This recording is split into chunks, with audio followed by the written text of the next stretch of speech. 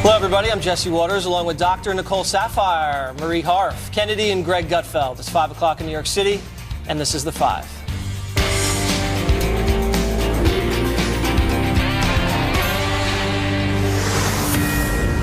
Fox News alert. We are closely monitoring three huge news stories. First up, prosecutors have made their bombshell filing in the case against ex-Trump lawyer Michael Cohen, recommending, quote, substantial prison time, despite his cooperation.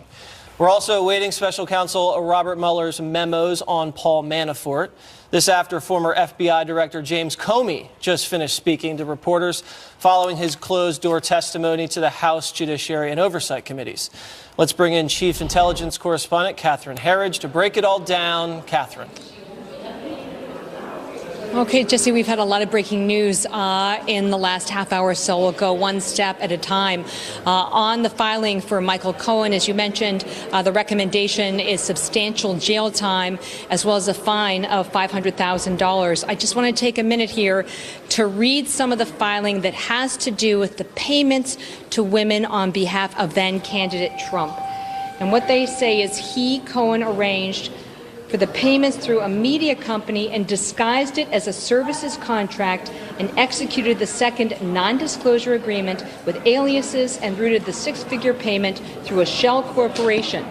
After the election, he arranged for his own reimbursement via fraudulent invoices for non-existent legal services ostensibly performed pursuant to a non-existent retainer agreement. It continues. This was not a blind act of loyalty, as Cohen has also suggested. His actions suggest that Cohen relished the status of ultimate fixer, a role that he embraced as recently as May of 2018. So the argument they're making is that he has not cooperated to the extent that they had wished, and they're also making the argument that the fraud was a very deep fraud and complex fraud, and a fraud that was perpetrated over a lengthy period of time. We're waiting for another filing from the special counsel, also on this recommendation for sentencing for Michael Cohen, and then, as you mentioned, another filing here in Washington on the issue of the former campaign chairman Paul Manafort. As you remember, Manafort had cut a plea agreement with the special counsel, but prosecutors there alleged that he broke the agreement, that he was not truthful. This is a point that he has disputed. All of this is happening on the same day that we really have an extraordinary and unprecedented situation on Capitol Hill when a former FBI director was under subpoena, tried to fight a subpoena, came up, testified behind closed doors for 6 hours, and we anticipate a transcript could be released as early as tomorrow. The key thing here is that Director Comey is going to come back in a couple of weeks. Republicans have made the case that he did not directly answer their questions. There's a dispute over why, but Republicans say a government lawyer was shutting down their lines of questioning. Democrats say that this was very legitimate because of the ongoing investigations. Let's listen to that first piece of sound from the former director. Director, the Republicans came out and said that a government lawyer sort of ran interference and shut down specific lines of questioning. Did that happen? And if so, what topics were not discussed?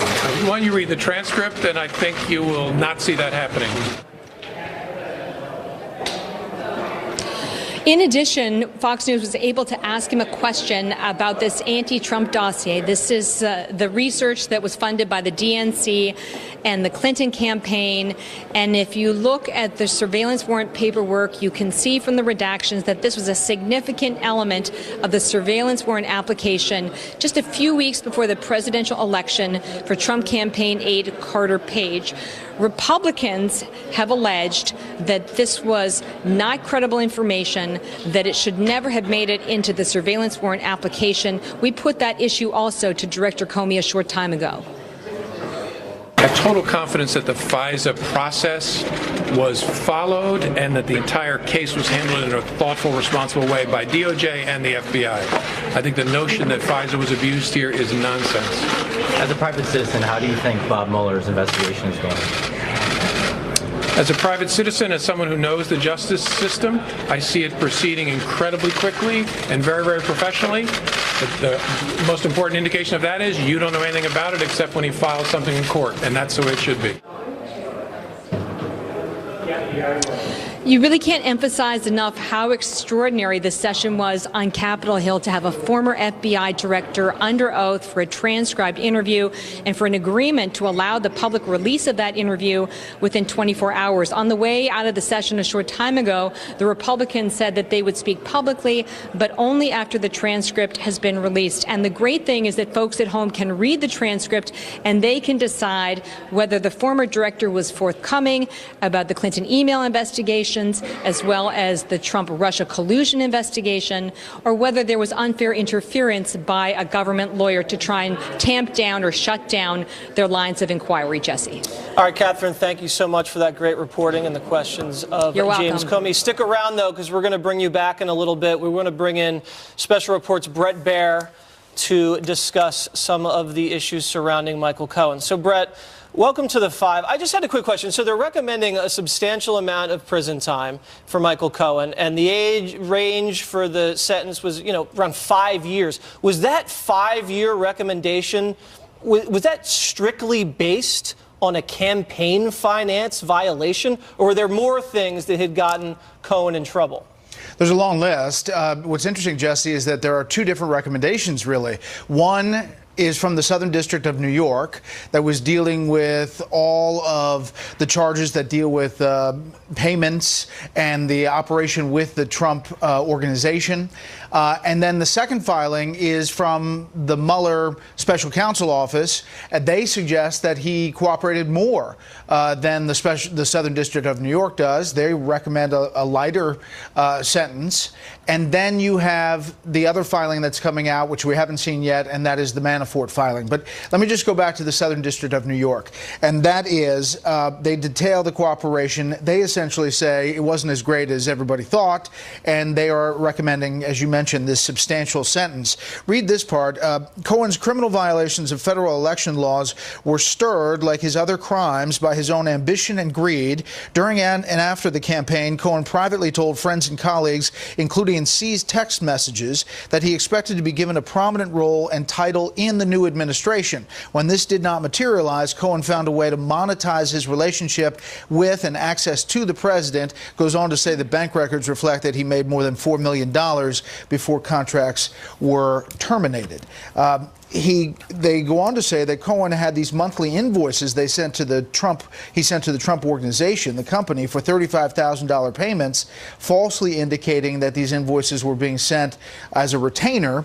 The company then falsely accounted for these payments as legal expenses. These are the payments to pay off some of those women that we've talked about and their allegations. Yeah, it's curious to see what the president's exposure here is going to be legally, considering this happened before he became president. We're going to take it around the table. Kennedy.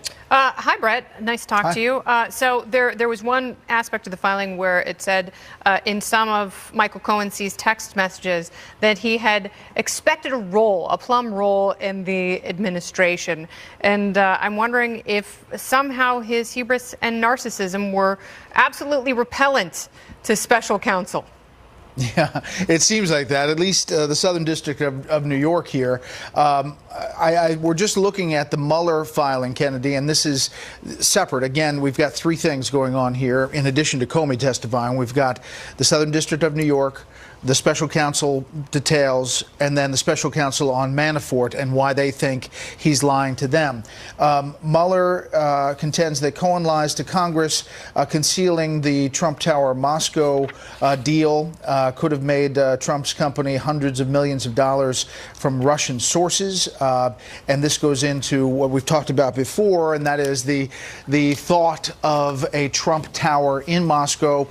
Cohen alleging that he lied to Congress, saying that this project was in the works and continued to go and be talked about well into 2016. Are they intimating that the project was illegal? No. They're just saying that he lied about it before Congress in what we've seen, and that it was still going forward. But you get to the heart of the matter here. And this is what the president has tweeted about.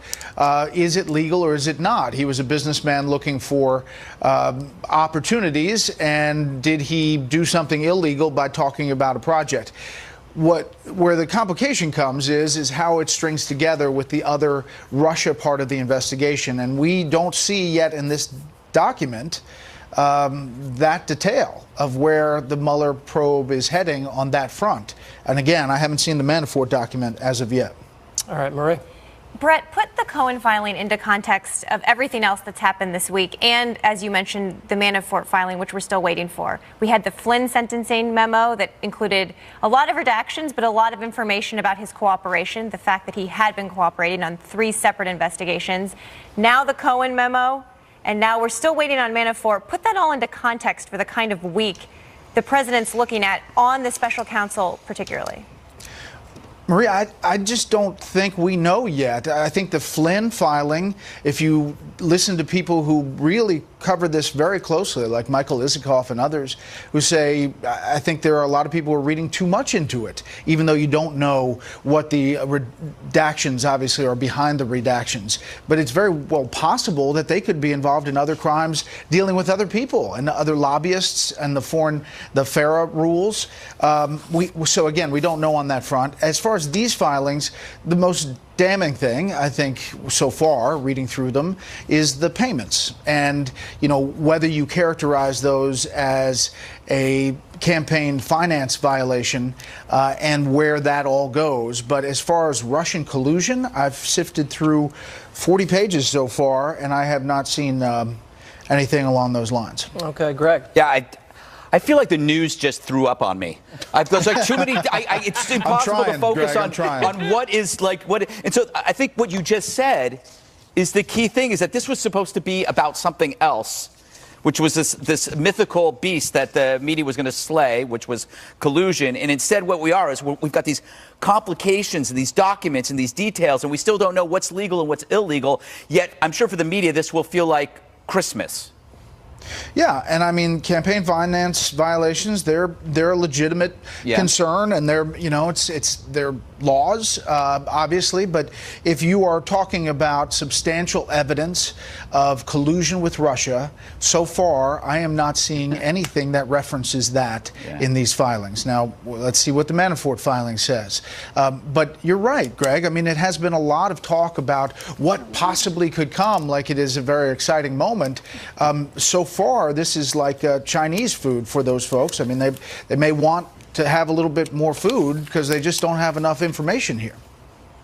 Does that make sense? Yes, it does. Do you have a quick question for Mr. Baer, Nicole? I do. Hi, it's Nicole Sapphire. I have a quick question for you. So can you explain to us a little bit more? Resign to run laws are not applicable in the private sector. So, what we were kind of wanting to see here was talk about the collusion, but we didn't get that. But for the folks that are getting all worked up over campaign finance issues, so if resign to run laws are not applicable to the private sector, why would Cohen lie about the potential relationship, other than just that it may open up the president's campaign to blackmail, but it doesn't necessarily mean that it was going to happen. It's just all summation, and it's just supposition of things that may not happen. Is this just a media tactic?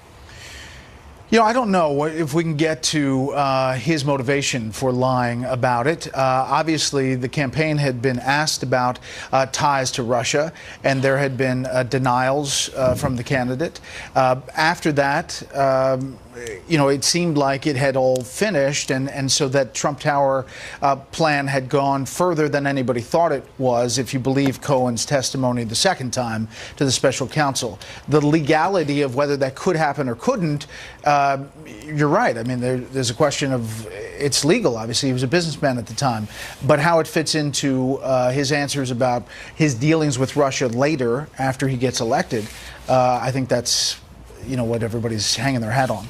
All right, Brett, thank you very much. We're going to stick around and catch you at 6 o'clock. Special report. Got a big hour. All right, let's bring in John. We will digest more. Roberts, of course, a lot more. John Roberts from the White House. All right, John, what is the reaction down there in your neck of the woods?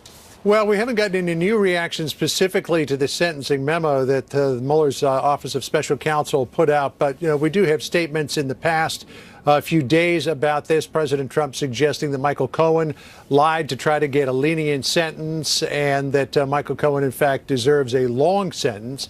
And it looks like that is what he is going to get. The Office of Special Counsel recommending a modest reduction from the guidelines 51 to 63 months. It's interesting, too, that it's almost in a mocking tone of legalese that the special counsel's office goes after Michael Cohen's request to have no jail time, saying that the effect of this on his family, the loss of his law license, the loss of his business is punishment enough, and that he should be credit time served and not go to jail at all. The special counsel's office basically said, well, that's not the case.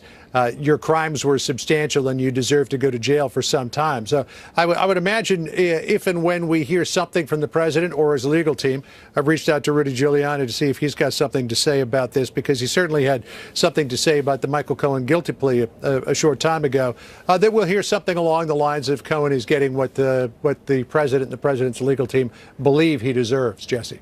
All right, John, since the payment to Stormy and this other woman, they were not out of the campaign. These were payments made by Donald Trump, the citizen at the time. Can he argue that this was not campaign related and therefore it's not a campaign expenditure? And, this is something he was doing to protect his personal life, and people spend a lot of money. Jamie, just because it happened right before the election doesn't make it necessarily related to the election and necessitate a FEC filing. Well, here's the great thing about the United States. You can argue anything you want. Whether or not it flies is another question. I mean, this is an argument that the president has made, is that this was a personal matter. It wasn't a campaign donation.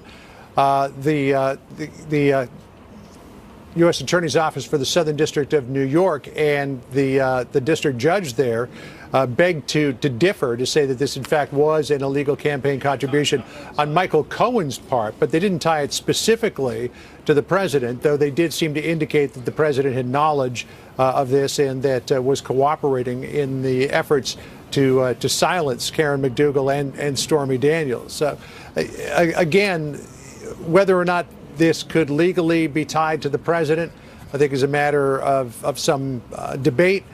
There's the Justice Department memo from the 1990s that says that a sitting president cannot be indicted, so they might not have even tried. But certainly they suggested that the president knew all about this, and regardless of what he or his counsel might argue, that this does constitute an illegal campaign donation, and as such, making false statements about it and doing it, Michael Cohen deserves some time behind bars. All right, Marie.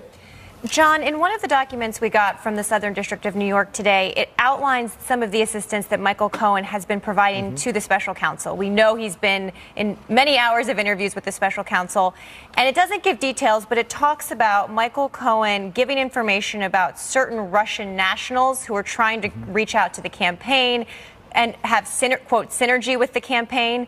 Not a lot of details about the Russian aspect, but some breadcrumbs that I think have been left here in this filing. What, if any, response have you gotten from the White House yet, or what do you expect them to say about some of these Russian insinuations in this filing today? I think we have not gotten anything from the White House, first of all, on this, or from the president's outside legal team, Rudy Giuliani or Jay Sekulow. But I imagine, and if we heard something from Sarah Sanders in the next 30 seconds, I think that you would probably hear all of them say in a chorus worthy of A Christmas Carol, there is no evidence of collusion here that is demonstrated. That, Michael Cohen may be talking about some contacts with Russians, but there's still no evidence of collusion. That's been their story all along, and it's a story they're sticking to.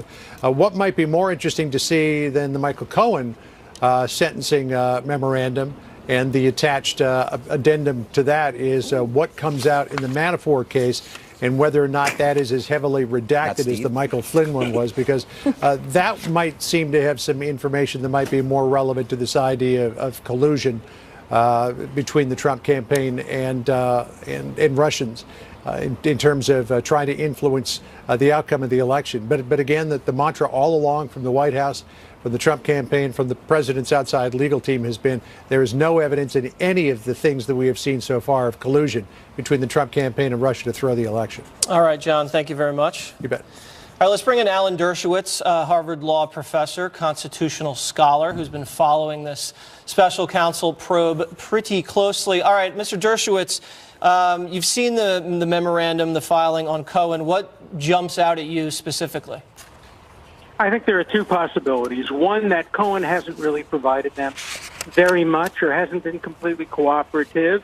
Or two, that by recommending a very, very harsh sentence, they're putting more pressure on Cohen, maybe to come up with even more information, because the government has the power to get the sentence reduced afterward if they can tell a court that there was cooperation. So right now, it does not sound like it's good news for Mueller. It doesn't sound like in Cohen they have found a witness that will give them the key to the kingdom.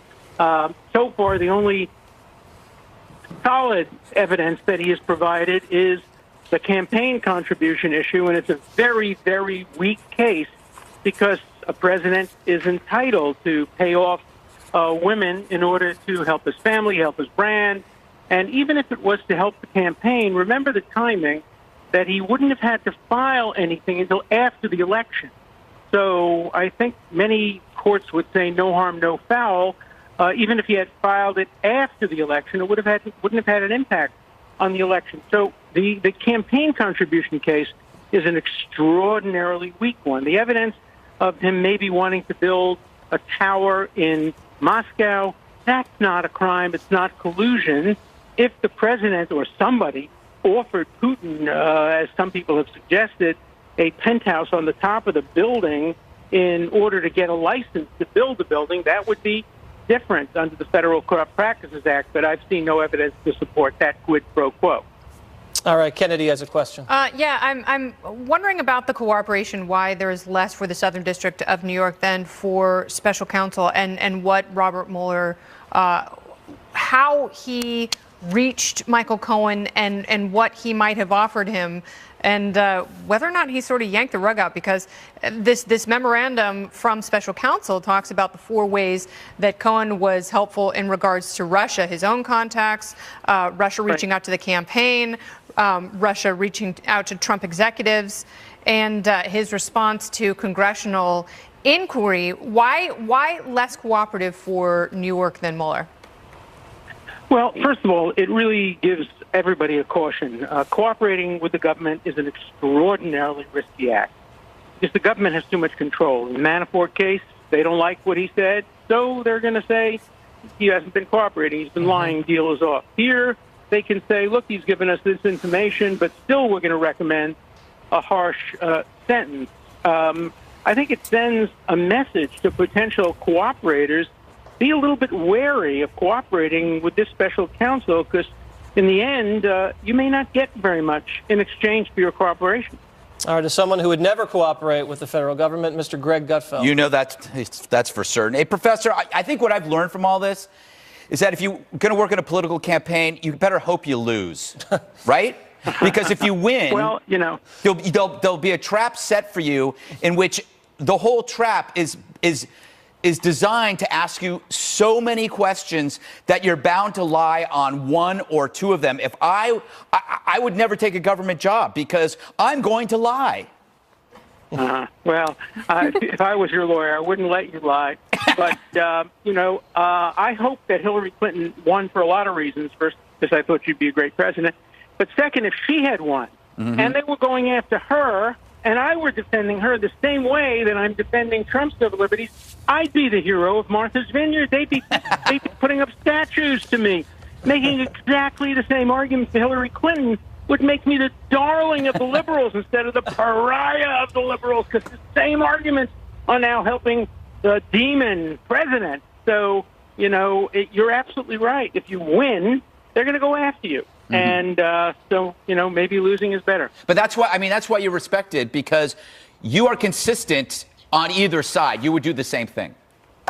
I would, yeah. But I'm also hated for that because people want me to be on their side. Great people can be Red hated. Sox, Yankees, you can't be both on the Red Sox and the Yankee side. You've got to pick a side. Amen. It's true. Pick the Yankees. All right, Professor, thank you very much. I appreciate it. We're now going to go to Catherine Herridge, who's still down there on Capitol Hill. Catherine, do we have you? Yeah, just I'm coming right back. Sure. Right, Okay. stand by one second. I was just working on 6 o'clock. You know how it goes. I understand. Okay, so, I totally understand the pressure. Okay. Dr. Nicole Saphier has a question for you. We're back. Okay.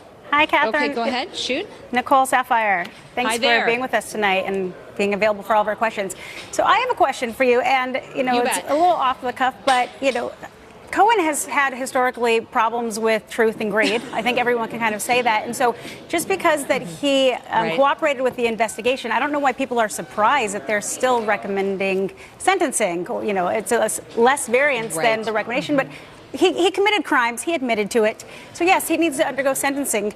But my question, as Marie said earlier, there were some crumbs that were dropped recently about some Russians who potentially reached out during the campaign. But that doesn't necessarily mean, that doesn't parallel with collusion with President Trump. That just means that there was potentially communication. But how do we know in itself it wasn't Cohen? We know that he has actually reached out to people. He's wanting to consult for money. He reaches out to other people trying to get monetary gains for himself. Could he not also have done that with Russia? Right. Yes, so I've just got the section right here. We're on the air still. Yes. Got to put the light back on. It's really beautiful. Moving targets today up here on Capitol Hill. Anyway, I don't think that's ever happened to me before, but it happens every once in a while. Okay, so here we go. I think the point number one is that Cohen is someone who has an admitted track record for lying. The issues are fraud, in many respects, seeking financial gain for himself, right? So you're saying how credible is he? The breadcrumbs that you were referring to that are buried in the filing are right here. It says the defendant also provided information about attempts by other Russian nationals to reach the campaign.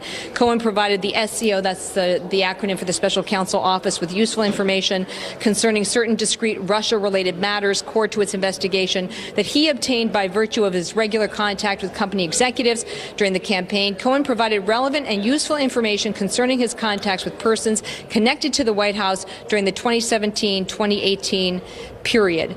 So it goes to the core of what you're saying, which is that they documented through Cohen that there was outreach by Russians to the campaign during this period, but it doesn't tell us whether it goes to this issue of coordinated or working together or the term that's so synonymous with this now alleged collusion. And I guess I would say, having covered this for so long, I'm not sure it's that surprising because we already know about the June 2016 Trump Tower meeting. This was an effort by the Russians to try and get what they thought maybe an incoming administration to take a sympathetic view of their lobbying issues. So I agree. I'm underwhelmed. You by have what's to come look out. at these documents as providing sort of a big, broad picture of the scope of the investigation. We learned a little bit more about what Cohen has provided on the Russia piece. I think that's pretty significant. We don't know who these individuals were, who they contacted within the campaign, and what, if any, promises were made and if they were followed through on. Remember, the Moscow real estate project was discussed, but then the deal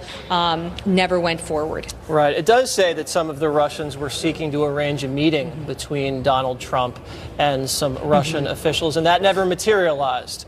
So we can leave it at that. All right, Marie has a question. Well, Felix Sater admits to that in the emails with Michael Cohen, which have been in the public domain now for several weeks, if not, I think, over a year. I think either the New York Times or the Washington Post first got a handle on the Felix Sater emails. He's the developer who was working with Cohen, and he was trying to get an introduction to Putin's office. But if you look at the emails pretty closely, it looks like Cohen was having a hard time trying to kind of get that entree into senior levels of the Russian government and the president, Vladimir Putin.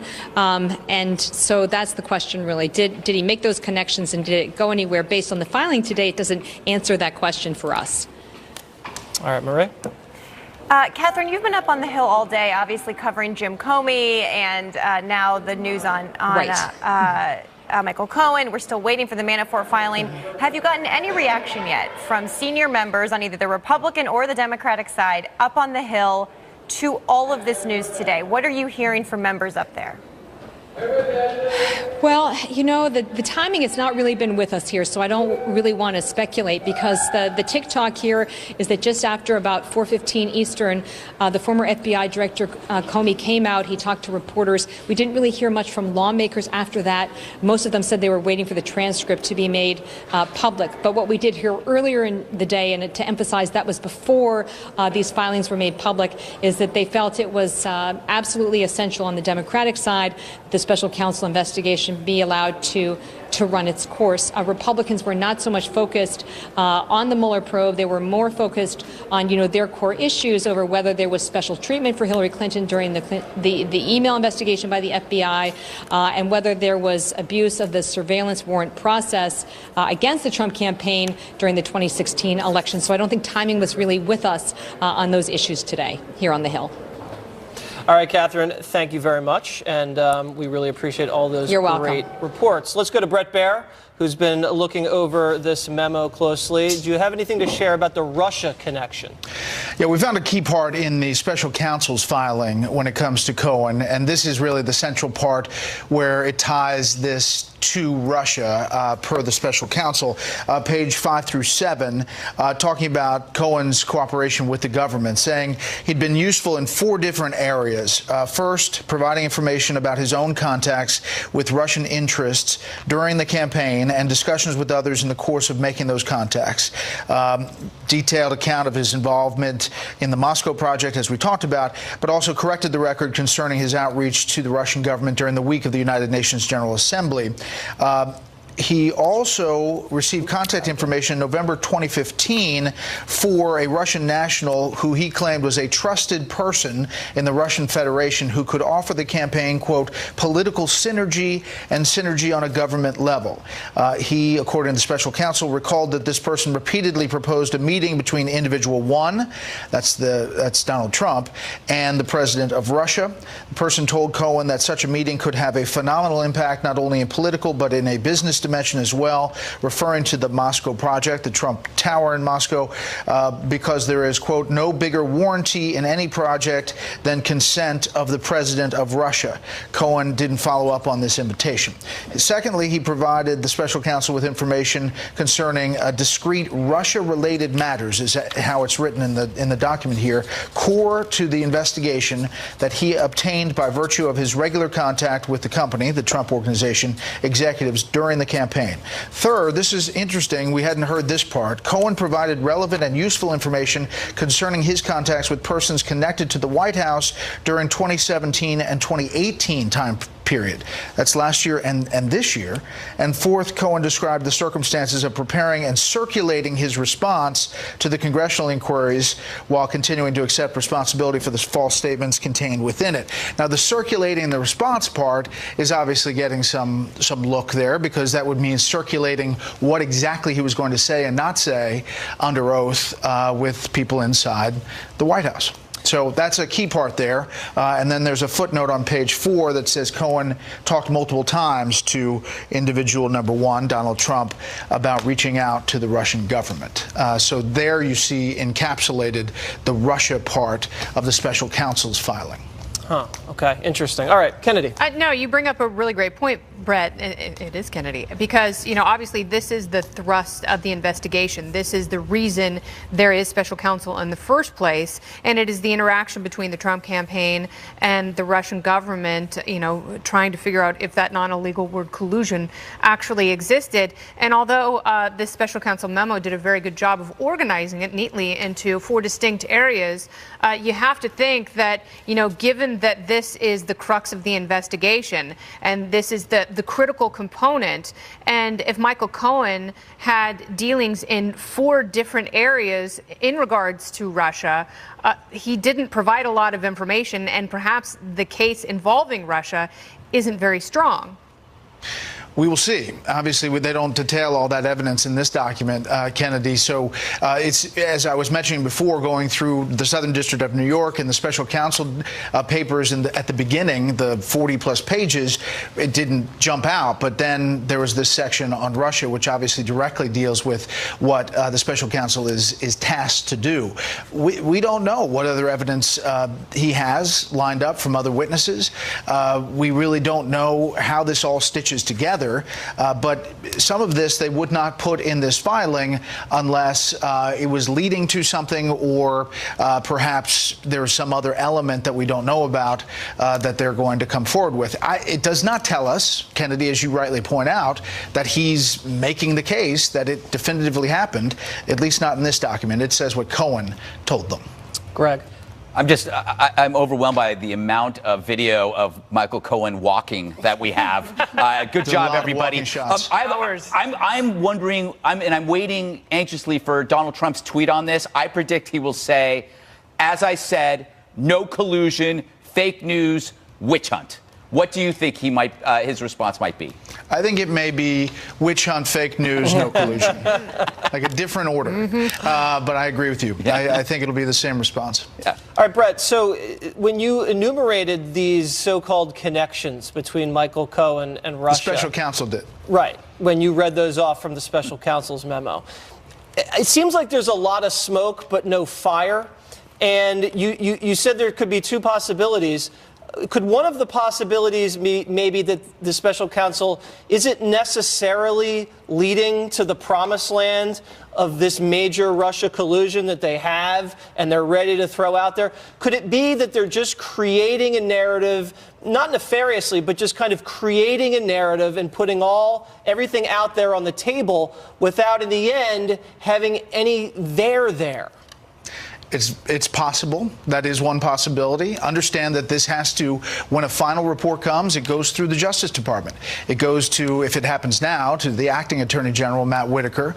If it happens sometime after, likely Bill Barr gets confirmed, it would go to him overseeing the Russia investigation.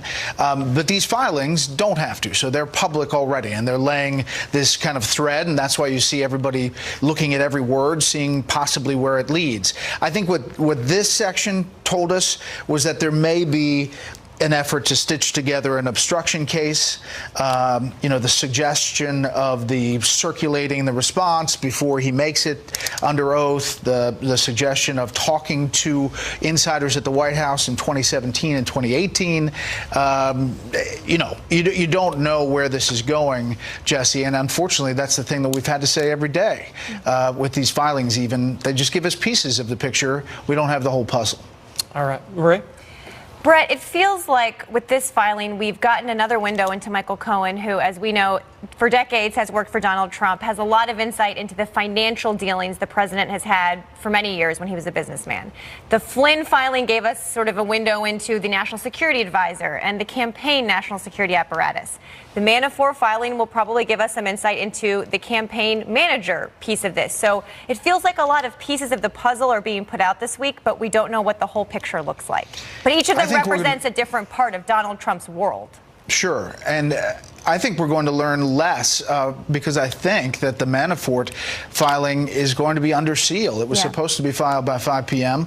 I think it's going to be under seal, and that means that it's part of a larger investigation. Don't they have until 11:59 tonight for the Manafort filing?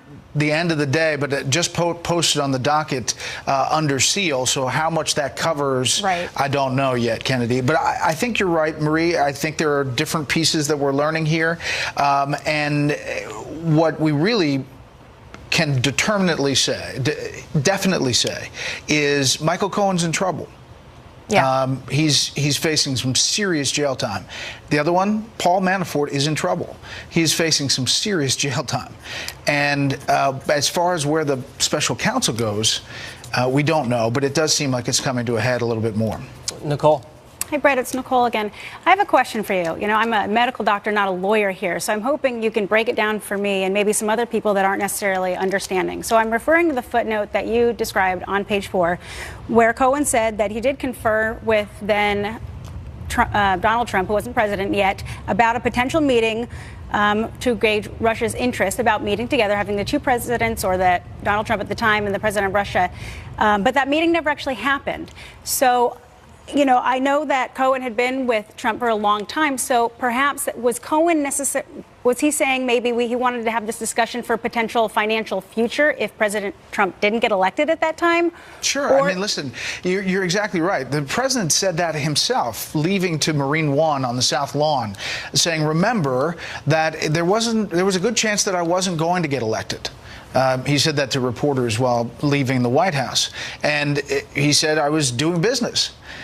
So he could probably say the exact same thing after this filing, that's exactly what was happening. They were talking about discussions about business. Now, fast forward and you get to the election, and where is that interaction with Russians, after that point where he has kind of laid down the marker and said there is no there. It does not detail exactly when these connections happen. Cohen clearly is talking about his interactions with Russians. All right, Brett, thank you very much. Everybody can see you in about 20 minutes on Special Report. Could I make a note that Yes. The good thing about what's happening to Cohen, he's making Kevin Hart feel a lot better. Yeah, it's totally blew the Kevin Hart news off the front page. All right, let's bring back Alan Dershowitz, a constitutional scholar from Harvard, who's had a little bit more time to look at this memo. Mr. Dershowitz, are you learning anything more as you read through this thing? Yeah, I think that we're seeing